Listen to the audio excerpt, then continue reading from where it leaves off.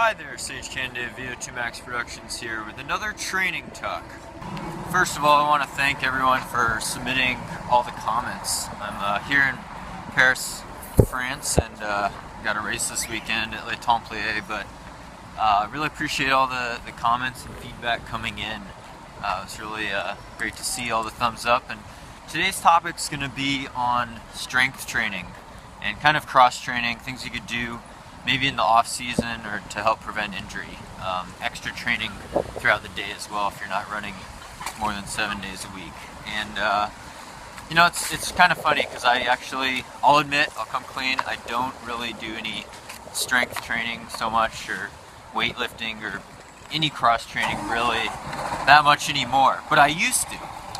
In college, or actually throughout high school, college, I lifted a decent amount in the weight room compared to most distance runners, and I always did sit-ups and push-ups, pull-ups.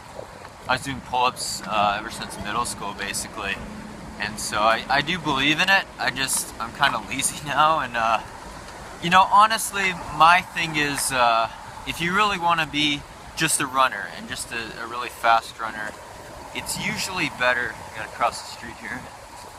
It's usually better to just focus on the running and to build up your mileage. So, you know, if you're only running 20 or 30 miles a week and you want to be a better distance runner, you'd probably run a lot faster if you run 40 or 50 miles a week or even more.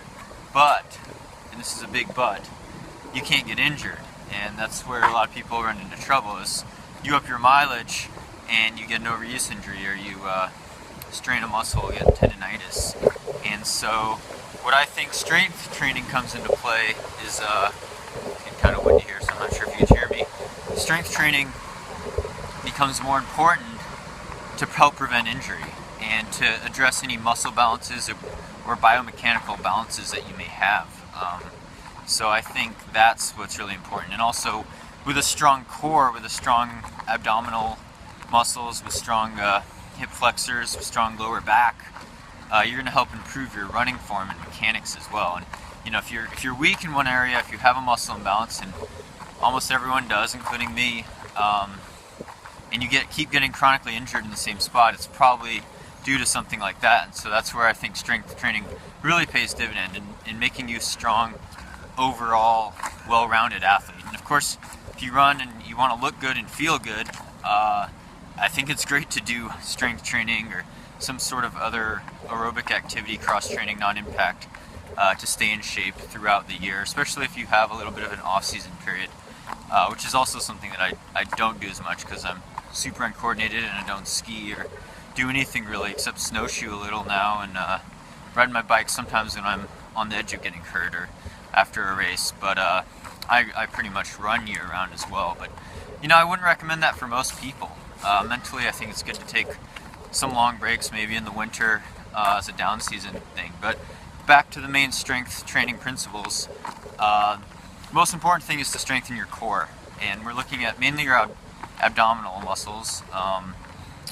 You generally strengthen your lower back pretty well just through running, but you definitely want to work on your abs. And I used to do 8-minute ab routine.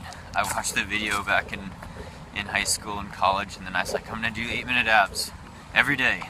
And then in college it was, I'm going to do 16-minute abs because 8 wasn't enough, so I did it twice. And then I was like, I'm going to do them and I'm going to hold a 5-pound weight in my hand, which I'm not sure if that's a good idea or not. But we also did a lot of planks. If you don't know what all that is, you could look up Sandy's video. She did a really good video. I'll post the link right there of how to strengthen your core. And also with strength comes flexibility as well. So you got to think things like yoga poses, things like dynamic stretching drills, lunges, all could really strengthen your core. And you have to approach it gradually, of course, because you could really pull something or hurt something. I know I have in yoga class a couple times I've gone in Boulder, but where everyone's an expert.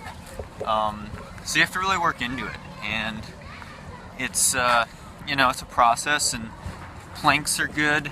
I think I just mentioned that. Free weights are also good. And you know, in the weight room it was all curls for the girls and bench press, which wasn't as productive as doing something like just running with an arm motion with dumbbells in your hand, or just other free weight exercises that I honestly don't know a whole lot about, but pull-ups are really good. It really strengthens that core if you want to work on your arms actually, and do a pretty high set of reps.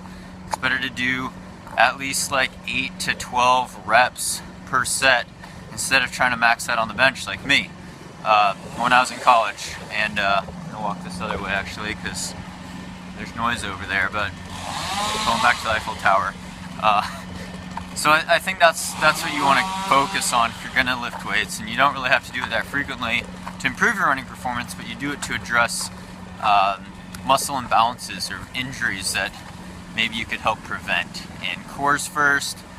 I never lifted with my legs that much, but I think single leg squats would be something that would be really good, as well as lunges, just dynamic drills like skipping, and I used to do a lot of hurdle drills, just liftovers over hurdles to increase my hip flexibility, and I think that's important too.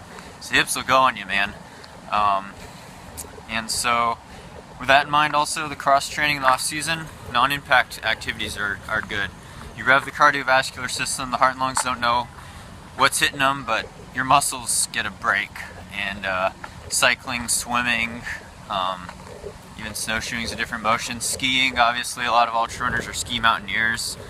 They skin up mountains and then downhill ski down. Or cross country skiing is a really good activity. And so mix it up, have fun, try to be a well-rounded athlete, and stay healthy, because that's really the name of the game. Staying healthy and consistent. And you know, I'm not an expert on strength training. There's definitely more videos you can check out on Sandy's channel, and check out my running form video also. I'll post the link right there for proper biomechanics, because I think that's really important in dialing in your form so that you don't get an overuse injury, or you're less likely to get an overuse injury, and realizing what muscles need to be strong to be able to hold that kind of form. And it usually comes down to the core first, so I think that's the most important. So again, I hope that addresses some of the injury prevention, strength building exercises. You know, I wouldn't go all out doing just curls and bench press. I got up to about 175, I think. I'm pretty weak in that, so I just gave up on that. But definitely core strength, some free weights. If you want to do some curls, shoulder shrugs, it'd be a little productive, lat pull downs, pull-ups, push-ups, planks, sit-ups, 8-minute abs. Exercises like that where you twist with the abdominal, elbow to hip, or elbow to knee I should say, I think are good to mix in every once in a while, and mainly to address good running form, and mainly to address your weak areas, because we all have them. So it is a little more complicated, but heck, if you want to look good, 6-pack abs, who doesn't want that? So it's a good way to kind of show off and to feel good about yourself, so that's important as well. So thanks again for all the comments and all the votes and thumbs up. I really appreciate all the support, and stay tuned for more VO2 Max Productions.